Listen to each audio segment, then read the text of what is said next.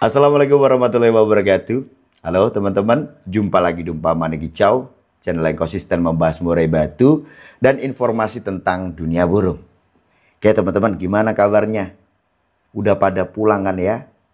Dari mudik kemarin? Mungkin ada teman-teman yang sebagian masih nyantol di kampung halaman ya. Menunda liburannya. Agak molor gitu ya liburan. Oke lah, yang penting pokoknya teman-temanku selalu dalam keadaan yang baik. Ya, selalu diberikan kesehatan, kebahagiaan, diberkahkan rezekinya dan dimudahkan segala urusannya. Amin. Teman-teman, seperti biasanya saya akan menanggapi komentar yang ditulis di kolom komentar YouTube ini ya. Om, apa benar burung yang Victornya tinggi, saking tingginya sampai cabul dan sensitivitasnya tinggi, waktu throttle-nya pun sudah ngadu dan gacor, padahal EF-nya cukup jika 55, tidak ada EF tambahan yang lain, cuma jika aja.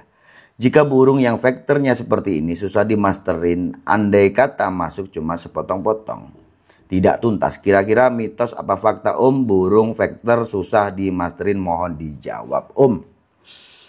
Oke, terima kasih ya atas pertanyaannya. Cukup bagus sekali pertanyaannya tentang murai batunya yang katanya sulit dimasteri karena burungnya Victor gitu kan ya. Jadi gini teman-teman, kalau kita bicara tentang pemasteran, ini kan sesuatu yang krusial sebenarnya ya, sesuatu yang betul-betul penting. Adanya harga di burung murai batu kita ya terletak pada materi irama lagunya gitu ya. Jadi kalau burung yang digantangkan, dilombakan, tentu saja toh kan yang dinilai adalah irama lagunya. Istilahnya kan begitu ya. Isiannya apa aja, itu yang ditulis poin. Burung kerja ngotot tapi nggak mengeluarkan materi-materi dahsyat gitu ya, tentu saja ya nilainya. Apalagi kalau burung itu cuma ngupluk-ngupluk saja. Oke lah, bicara tentang pemasteran. Sebenarnya ya, kalau kita sudah punya burung yang cenderung punya karakter seperti itu, yang dikatakan apakah ini sulit gitu ya, sebenarnya sih enggak juga. Asal gini ya, kita paham lah dengan burung kita. Kalau burung kita cenderung kayaknya Victor, ya ngadu lah burungnya itu, karakternya itu sensitif gitu ya. Sedikit aja ada suara dia langsung marah-marah, dia kepo seperti itu. Yang akhirnya apa? Dia tidak fokus dengan pemasteran ini. Jadi yang bikin burung itu agak sulit dimaster itu gara-gara burung itu terlalu apa? Sensitif, cepat ngerespon. Ya, yang akhirnya malah dia itu tidak nyimak suara-suara yang kita berikan. Ingat ya bahwa pemasteran ini kan sesuatu yang diingat-ingat burung. Jadi kalau burung itu kurang nyimak, dikarenakan burung itu terlalu gacor mungkin gitu ya, yang akhirnya apa? Akhirnya burung itu malah ya seperti mana yang kamu katakan, dia ada keluar materi tapi pada apa pendek-pendek, tidak tuntas. Oke lah, jadi gini, saya punya burung, ya dia cukup Victor, baguslah Victornya. Dia juga termasuk burung yang temperamen, toh juga dia itu ada kasus apa ciak bulu gitu ya. Artinya ini karena karakter gitu ya. Dia gampang marah. Apakah nggak bisa dimasteri? Kan ya bisa. Ya tuntas-tuntas. Materinya juga ada materi panjang gitu kan ya. Kalau udah main neken biasanya itu lebih ke dia ngerol dan pukul. Pukulannya juga panjang. Nah oke lah, itu mungkin pemasteran itu diberikan sewaktu dia masih trotol. Nah pertanyaannya, setelah dia mabung, apakah burung itu sewaktu mabung itu bisa dimasteri? Ya bisa, ya. Walaupun toh burung itu dengan karakter temperamen seperti itu, dengan burung yang ya dengan karena dia sensitif gitu ya, yang burung cenderung kalau kita kasih sesuatu yang mungkin nada tinggi dia ngerespon gitu. Ya ini tinggal pinter-pinter kita aja. Jadi gini ya, kalau untuk pemasteran, entah itu pakai burung asli atau pakai MP3 ya. Kalau pakai burung asli, ya orang ini kan pengennya jadi suaranya supaya kencang ditempel gitu kan. Ini kan sesuatu yang sebenarnya penafsiran yang salah. Nggak perlu ditempel, itu nggak perlu. Yang penting burung itu denger Anggap aja seperti mana cililin. Ya nggak usah dideketin, agak jauh aja. Jarak uren, begitu juga. Kapas tembak, begitu juga. Cucak jenggot ya, suara-suara yang kasar, yang ngagetin gitu ya. Ya, kalau burungnya gampang respon, akhirnya apa? Bukannya dia nyimak, malah dia marah. Sesuatu yang pasti akan ditolak oleh dia. Gitu ya. Jadi nggak usah terlalu dekat. Terus untuk MP3. Untuk MP3 itu suaranya itu samar-samar saja. Lirih saja, nggak usah kenceng-kenceng. Jangan kamu beranggapan dengan suara yang kamu kencengin nanti suaranya di burungmu itu jadi keras gitu ya. Nggak gitu konsepnya. Ya. Jadi burung itu cukup menerima, nantinya burung akan mengeluarkan sesuai dengan ya kapasitas dari volumenya. Gitu ya. Wong namanya suara itu kan apa? Frekuensi kan ya. Jadi dia nanti juga akan olah suara itu sendiri. Gitu loh teman-teman ya. Yang penting suara itu masuk. Ya. Itu. Jadi metodenya harus benar. Banyak orang itu saya temukan pengennya suaranya kencang gitu kan ya. Kencang tidak suara burung kita itu sebenarnya sudah sesuatu yang dari jatahnya. Ya kan? Kayak saya, kamu gitu ya. Contohnya seperti itu.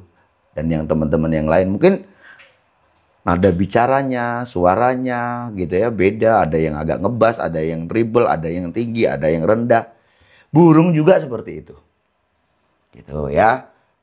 Ya seperti mana kita ini mau suaranya nada tinggi, mau rendah, mau ngebas, mau treble. Kita dihadapkan dengan lagu yang sama, ya kita bisa menyanyikan itu tetapi dengan nada yang berbeda. Nah, di burung murai batu juga seperti itu. Gitu ya. Ingat ya, yang penting burung itu nyimak. Ya. Kenapa burung sewaktu mabung kok lebih mudah dimasterin? Ya, kalau burung waktu masa produktif itu lebih ke bagaimana kita ngingetin. Ya, tetapi kalau waktu dia mabung itu kita tambah. Ya, contohnya kayak Supersonic kemarin. Ya, Supersonic tahu sendiri. Dia juga ya Victornya bagus, sensitif burungnya. Ketemu burung langsung on. Walaupun kalau di dalam korodong dia tenang gitu ya. Tapi kalau udah dibuka korodongnya langsung digantangkan, dia langsung tarung. Ya tarungnya dengan siapa aja ya. Dengan Rampes, ya dengan apa Karisma, ya Trisula, Sinar Jaya. Ya seperti itu ya. Artinya ya Supersonic juga mampulah berhadapan dengan burung-burung ini. Dan ya itu tadi, kembali lagi ke pemasteran, apa yang saya tambahkan di si Supersonic ini, sewaktu dia mabung kemarin, saya tambahkan suara atau materi, apa, siri-siri. Dan itu masuk, enak. Siri-siri sama serindit, itu ya, masuk itu. Dan dia nembaknya panjang. Ya, jadi gitu ya. Kamu punya burung yang punya karakter temperamen. Burungnya sensitif. Begitu juga dia agresif.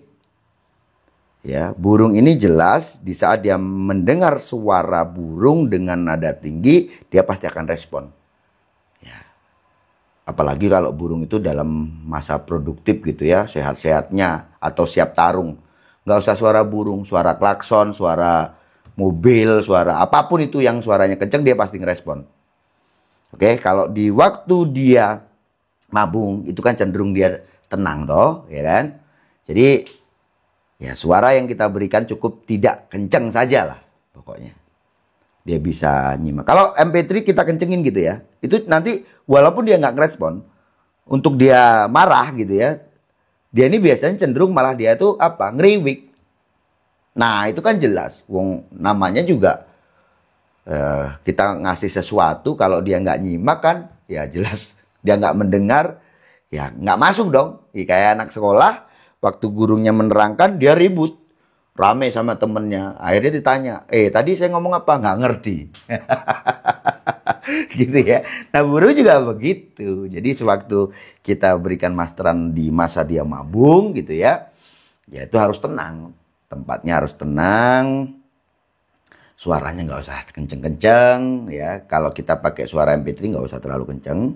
Kalau kita pakai suara asli burung ya, kalau kita lihat nih ya kan ninja dengan cililin kan beda atau teman-teman ya, tentu saja kenceng cililinnya gitu ya. Jadi kamu jangan beranggapan terus supaya suaramu sekenceng cililin atau melebihi suara cililin gitu ya. Itu anggapan yang salah. Jadi ya cukup kamu dengarkan suara cililin itu untuk burungmu ya, tetapi nggak harus kamu dekatkan. Yang penting dengar. Cililin itu kalau 10 meter aja dengar kok teman-teman ya. Jalauren itu juga begitu. Ya, atau gini aja. Ini di rumah, burungmu di dalam rumah, cililinnya di luar rumah.